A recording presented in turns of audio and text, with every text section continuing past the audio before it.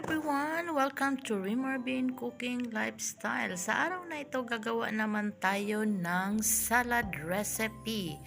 Ang ating healthy lifestyle. Ito ang ating salad, ang eggplant pomegranate. Mayroon na ako ditong lettuce at ang ating eggplant, hiniwa lang yan ng pabilog-bilog at niluto ko sa air fryer. Nilagyan ko lang siya ng salt, pepper, and olive oil. Hindi ko na napakita ang paghiwa, pero ganyan lang ang paghiwa niya, hindi makapal, hindi manipis. Tapos i-arrange natin dito sa ating salad plate.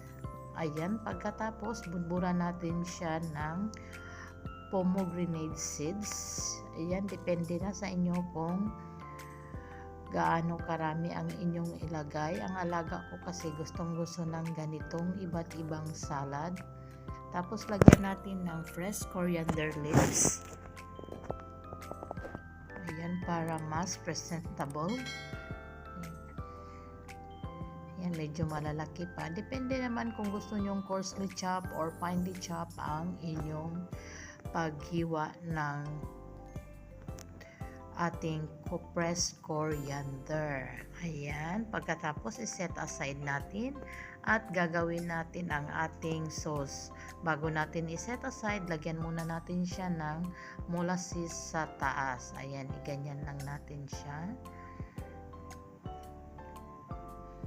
Sa hindi pa nakasubscribe sa ating channel, just click the subscribe button and notification bell para ma-notify kayo sa ating mga newly uploaded recipe. Ayan ang ating sauce or dressing. Nilagyan natin yan siya ng olive oil, molasses, salt and pepper, at saka ang ating pressed coriander.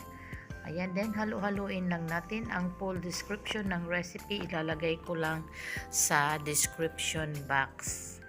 Ayan, bago natin yan siya i-serve, yan, lagyan natin siya ng sauce. Pero sa ngayon, di muna natin lagyan kasi hindi pa kakainin. Maraming salamat. Bon appetit. Sana'y nagustuhan nyo ang ating pagkain ngayon. Maraming salamat. Thanks for watching. Bye-bye.